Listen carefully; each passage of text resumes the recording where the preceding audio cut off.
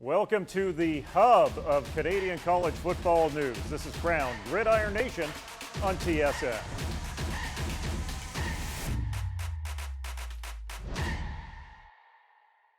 Welcome to the Hubcast studio in Vancouver, everyone. I'm Jim Mullen. He's Gord Randall. Mike Hogan will be along in just a sec. And Dave Naylor will have a feature on CHUBA Hubbard from Stillwater, Oklahoma. But first, it's time for our 2-minute offense. The CHUBA train is back on the rails after a week off. His team again off the rails after losing to number 18 Baylor, 45-27. He may have lost, but he's still the leading running back in the nation. Hubbard finishing with 172 on the ground and 2 tutties. OK State season pretty much done when it comes to contending in the Big 12. But hey, they still got CHUBA. Number 5 ranked Oklahoma taking on West Virginia. Another 50-burger for the Sooners. They put up 52 in this one. Ottawa's Neville Gallimore continuing to dominate on the defensive side. Had 3 tackles, one of them for a loss.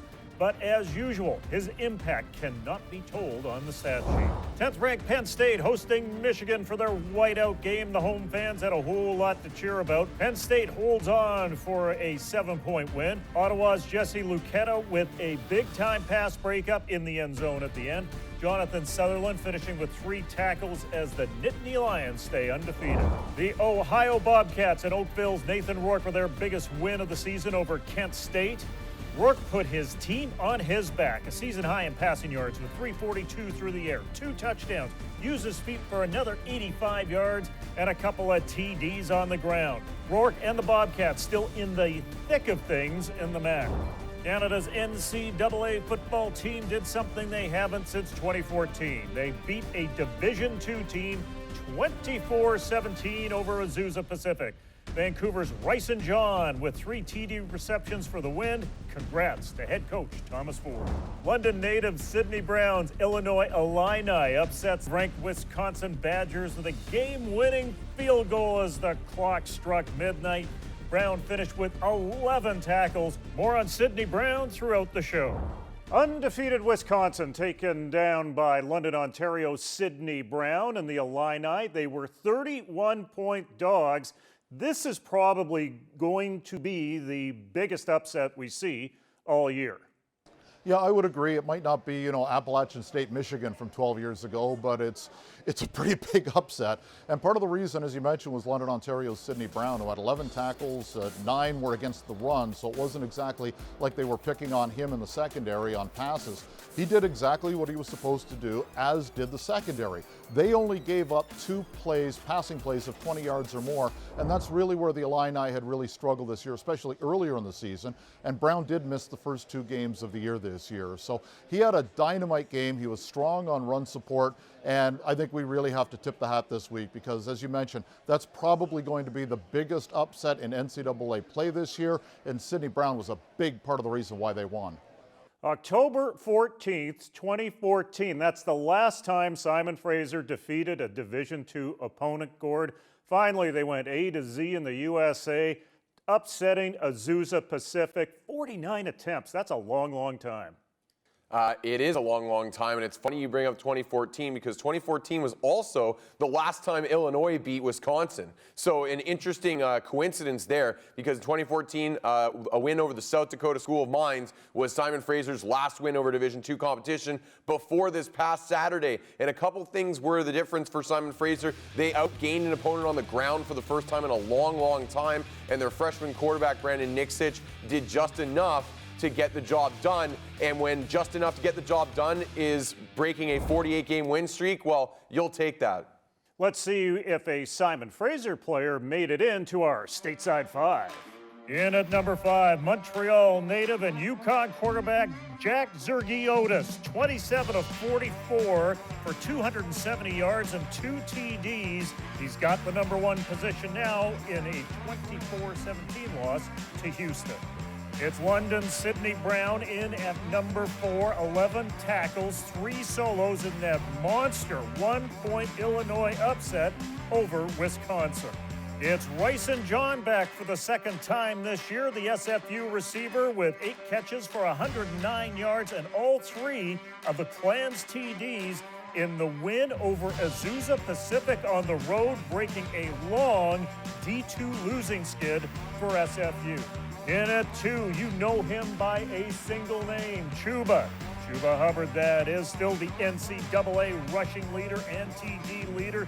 32 carries, 172 yards, and 2 touchdowns in that loss to Baylor. In at 1, Ohio's Nathan Rourke, the Oakville, Ontario native, 19 of 28 for 342 and 2 touchdowns through the air. His feet added another 85 yards and 2 touchdowns in a win over the Golden Flashes of Kent State. Well, the Canadian cowboy CHUBA Hubbard has put Sherwood Park, Alberta on the map. Dave Naylor rounded up the talented sophomore, and he has this feature. Tell me a little bit about just what it feels like when you are breaking away, like when you know you're gone. Big burst, open field in front of him, and CHUBA Hubbard will take it the distance. I'm in my own zone, and that's one of the reasons I love track, because every time I race, I just felt like I kind of just, separated myself from everything in the world. And after he gets in the open, it's pretty hard to catch this guy. We knew he was really, really fast. The word was that he could potentially run for a Canadian Olympic team. Off to the races, nobody's going to catch him. CHUBA Hubbard into the end zone, 53 yards. It's nice for him to be representing the country, as well as he is, leading the country in America, and being from Canada, that's a big deal, And you see the speed. This guy was an exceptional track runner in Canada as a high school player. What's the transition like going from playing high school football in Sherwood Park, Alberta, in that kind of environment to just adjusting to all the eyes that are on you in the stadium and really across North America? It's definitely different. In high school, I think the most you get is probably like 1,000 people. Here you got 55,000 people, maybe more. What were the biggest things that you had to overcome in the transition to this level? Really just learning defenses and mostly my size. I was about $180. I'm going up against guys that are 6'7", 270, big boys, so I had to put on a lot of weight. That was my concern, was the physicality of our game. And jokingly, he just ran around in Canada and nobody ever tackled him for the most part. And I knew when he got here it'd be much different. I didn't expect this much this year. I thought maybe next year. So it's been a tremendous surprise for us. There's a strong track record of guys that have been successful in track and in football. Jabari Greer, who works with us at TSN, he was a track guy who played in the NFL with Buffalo and New Orleans. Marquise Goodwin, now maybe the best known, playing with the 49ers, of course, was a track guy. Are there things in being a good track athlete that help you be a better football player? Track develops speed. That's the biggest thing for me. Those body movements and, that flexibility stuff you do in track, those guys are, a different type of athlete because, it's hard to, balance both and, take care of your body at the same time. You're the fastest to 1,000 yards at Oklahoma State since Barry Sanders. When you hear that said aloud, how do you feel? It's kind of just, a product of, our whole team, our O-line, our coaches, and everyone. I wouldn't say I'm anywhere close to Barry Sanders or anything like that, I appreciate that, but, he's the GOAT. His popularity has grown. I know it's grown up north. It's grown down here. And the interesting part with CHUBA is he's very serious about football. That's why he's made that transition. How much pride do you feel as a Canadian doing this down here and drawing that attention and representing your country at the same time you're playing for Oklahoma State? It's a great feeling. I say it all the time, Canada is the greatest country in the world, so I'm blessed to be from there and have all that support. And for me, I really just try to, put a spotlight on Canada for, kids that was like me, want to come to NCAA and have the dream of playing big-time football.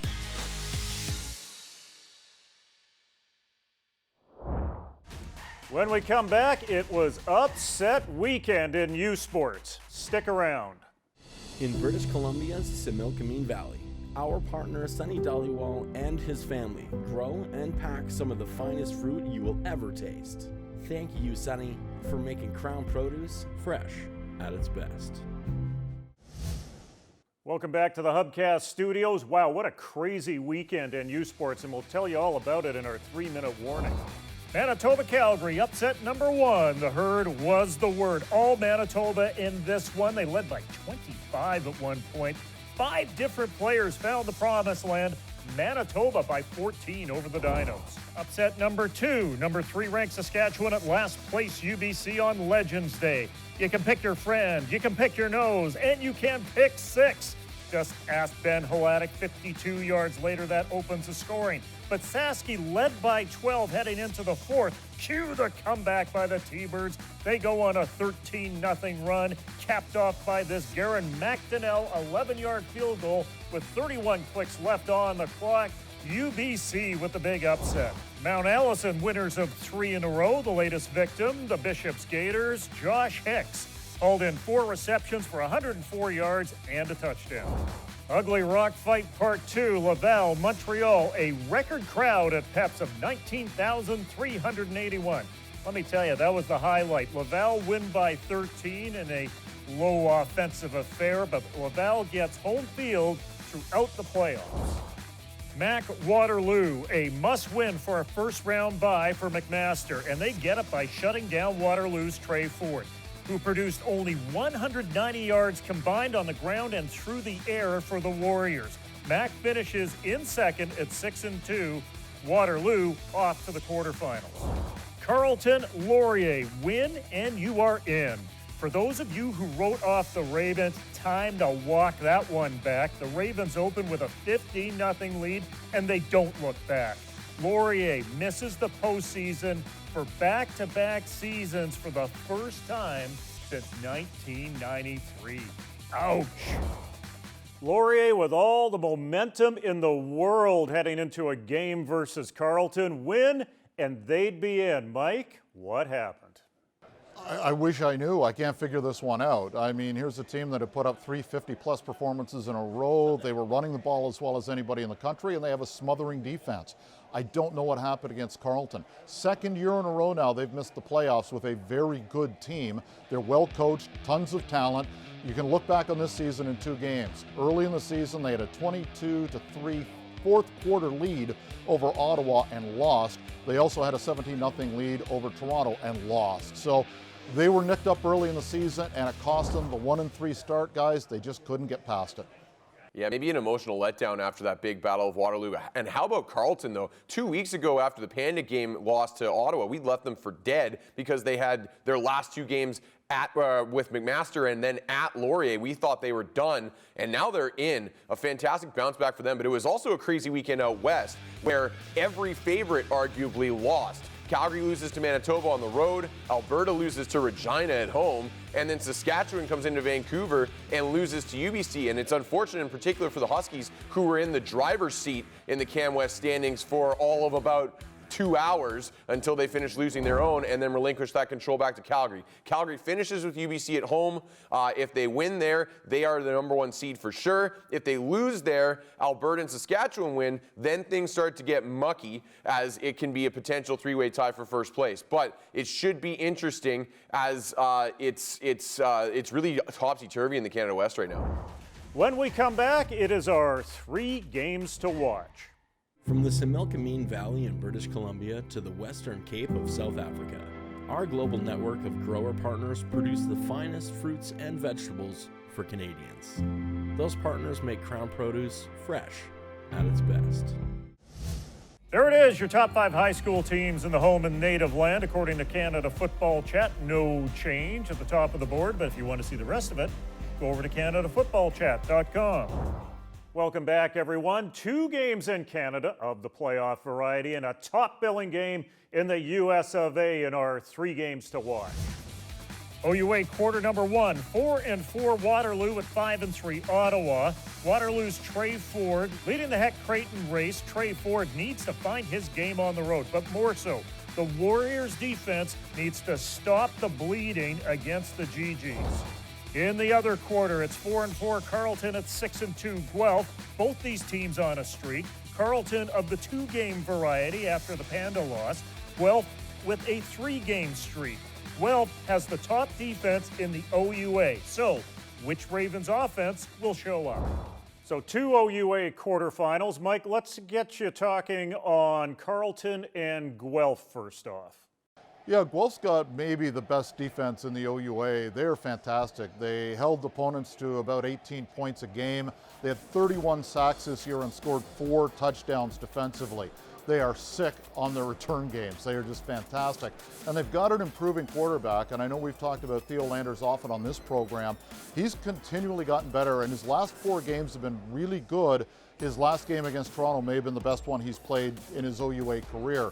Conversely, the Ravens are getting hot at the first time, and Gordy mentioned that they won 2 games we didn't think that they would, you know, hosting Mac a couple of weeks ago and then last week going into Laurier and winning a must-win game. What they have to do in this game is they've got to convert inside the red zone. Touchdowns, not field goals, and they've been very good at that this year, 65% success rate. So this should be a good game. They met in the regular season. Guelph won 37-20, but it was tied 20-20 in the third quarter. That's the kind of game I'm looking for this week. Yeah, Mike, you talked about that highly regarded Guelph defense. They gave up touchdowns of 99 yards and 50 yards this past week. And with Carleton and that Phil Iloki connection providing a long touchdown in their own game, that's something I would be watching for and something that's got to be a little bit of a concern for the Griffins going into this one. They've got to shut down the big play.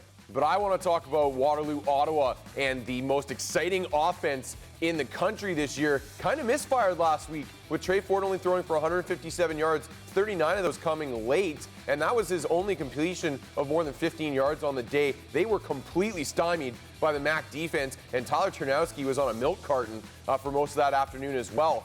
So Waterloo, a team that's been driven by its offense all season long, needs to get back to the drawing board on that side of the ball and find ways to unlock Trey Ford. And as for Ottawa, I feel like they've kind of flown under the radar this year. They've been quietly solid throughout the season. They haven't had any overwhelming superstar performances necessarily, but they've been very good on both sides of the ball throughout the season, weathering the loss of their starting quarterback, Sawyer Bittner, and are continuing to roll. Hosting this game, it'll be interesting to see how they can hold that Waterloo offense in check, Mike. Yeah, they're down to QB3 now as they continue the process of trying to replace Sawyer Bittner. I don't know what to expect from Waterloo. I expected them to put up a decent amount of points against Mac. Didn't happen. They'll be hungry this week. Number 8, Notre Dame at number 19, Michigan. Always a classic between these two. Fighting Irish won the last 2 of these meetings last year and in 2014. This is Notre Dame's biggest test left to keep them in a national playoff discussion. Notre Dame, Michigan. I love these top billing games, and I love it even more when a guy like Chase Claypool, who has that ankle injury, has a week to rest it. What sort of impact will that have? Yeah, that's right. The Irish are coming off a bye to play a Michigan team that's playing mostly for pride at this point in time. They have 2 what you would call pride weeks as coaches left over as they get Notre Dame this week and then Ohio State in a couple weeks. But on the Notre Dame side, it'll be interesting to see what Chase Claypool looks like. Now, the nature of the Notre Dame offense is that Chase Claypool does not see a massive volume in the passing attack. He's usually asked to do the most that he can with somewhere in the range of 6 to 8 targets, and oftentimes comes through. But with that wonky ankle, he was worked out of the game plan later on in their last game. So it'll be interesting to see how involved in the game plan Claypool is off the top as they travel into Ann Arbor and the Big House to face the Wolverines. We got a dartboard out and decided our Power 7. See how it turned out.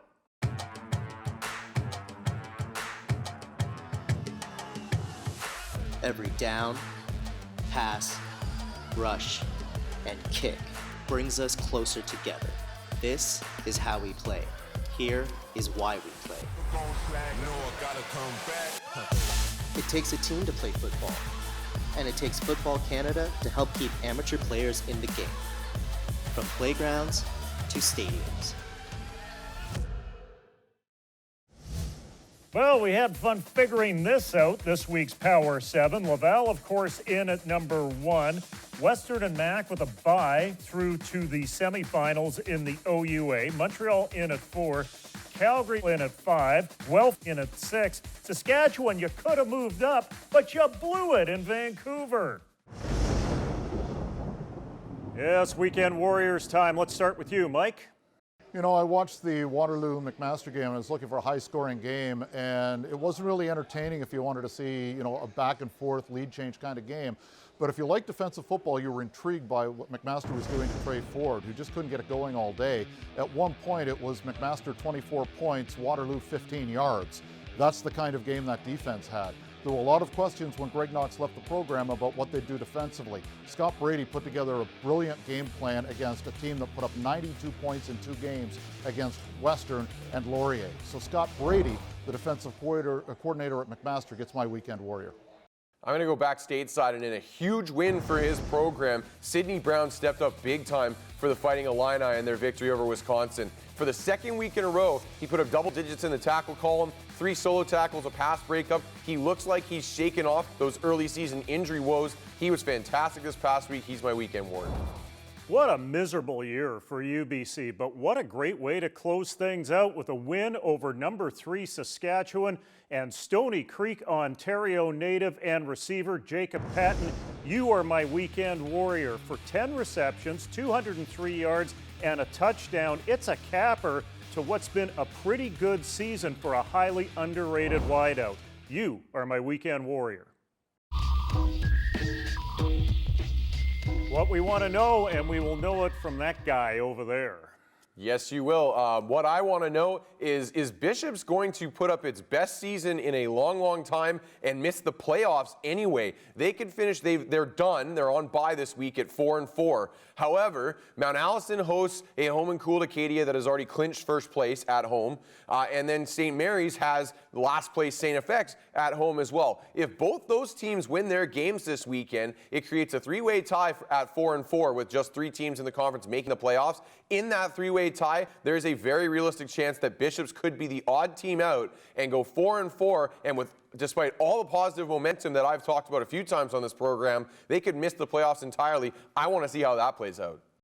What I want to know is which team from the capital has a better team of winning its OUA playoff game this week. You know, I mentioned the Ottawa GGs were down to QB3 right now. Matt Mahler had his team in the game in the 4th quarter at Western last week. So he's been a really nice surprise for an otherwise really solid football team. They've just had issues at quarterback, going back to the injury again to Sawyer Bittner. Carleton again on a roll right now, winning 2 must games. I talked to Steph Potasic last week, and we were talking about the loss they had in Carleton, and he said, I have no idea how that team was 2-4. So they are 2 pretty good teams up in the capital that probably don't get the attention that they deserve. I just want to know which one has a better chance of winning this week, because both are going to be exceptionally good games. Our podcast is available on Spotify, iTunes, and Google Play. But for now, this is Jim Mullen saying, let's get out to the game.